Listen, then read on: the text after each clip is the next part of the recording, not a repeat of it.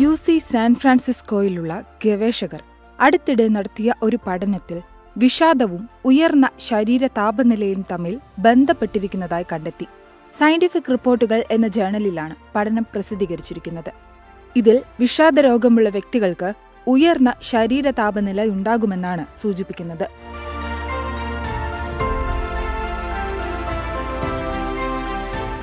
Depression കാരണം ശരീരത്തിന് സ്വയം തണുക്കാനുള്ള ശേഷി നഷ്ടപ്പെടുന്നതുകൊണ്ടോ മെറ്റബോളിസം കൂടുന്നതുകൊണ്ടോ ആകാം ഇവരിൽ ചൂട് കൂടുന്നത്.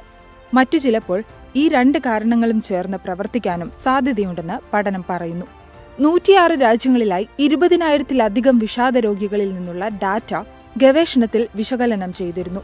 മാത്രമല്ല, ഇവർ ശരീര താപനില അളക്കുന്നതിനുള്ള ഉപകരണം ധരിക്കുകയും ദിവസേനയുള്ള വിഷാദ ലക്ഷണങ്ങൾ റിപ്പോർട്ട് ചെയ്യുകയും ചെയ്തു.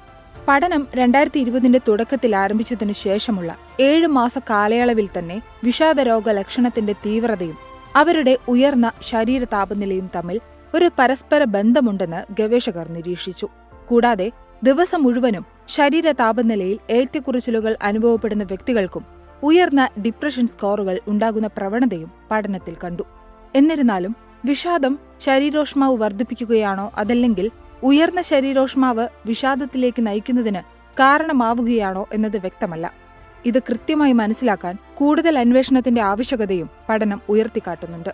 പക്ഷേ ഈ കണ്ടെത്തലുകൾ വിഷാദരോഗം ചികിത്സിക്കുന്നതിനുള്ള പുതിയ സമീപനങ്ങളെക്കുറിച്ചുള്ള ഉൾക്കാഴ്ച നൽകുന്നുവെന്ന് പഠനത്തിന്റെ പ്രധാന രചയിതാവും UCAS Weill Institute for neuro സയൻസിലെ സൈക്യാട്രി അസോസിയേറ്റ് പ്രൊഫസറുമായ ആഷ്ലി മേസൺ പറയുന്നു. അതേസമയം വിഷാദം എന്ന രോഗം 5 പേരിൽ ഒരാളെ വച്ച് ജീവിതത്തിൽ ഒരിക്കലെങ്കിലും പിടികൂടാറുണ്ട്.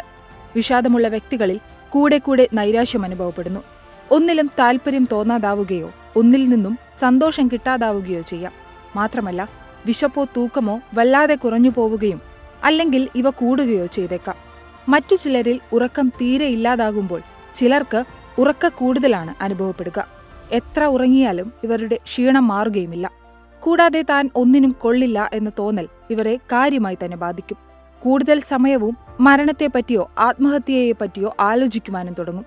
ഈ ലക്ഷണങ്ങളിൽ മിക്കതും 2 ആഴ്ചയിലേറെ ഒരാളിൽ നീളുന്നുണ്ടെങ്കിലോ ഇത് നിങ്ങളുടെ നിത്യജീവിതത്തിലെ പ്രവർത്തനങ്ങളെ ബാധിക്കുന്നുണ്ടെങ്കിലോ ഉറപ്പായും വൈദ്യസഹായം തേടേണ്ടതുണ്ട്.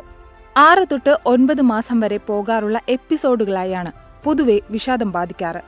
ചിലരുടെ രോഗം ഒരൊറ്റ എപ്പിസോഡിൽ തീരാമെങ്കിലും മിക്കവർക്കും മാസങ്ങളോ വർഷങ്ങളോ കൂടുമ്പോൾ, പ്രത്യേകിച്ചും ചില സമ്മർദ്ദ സാഹചര്യങ്ങളിലൂടെ കടന്നു പോകുമ്പോൾ എപ്പിസോഡുകൾ വീണ്ടും പ്രകടമായെന്നു വരാം.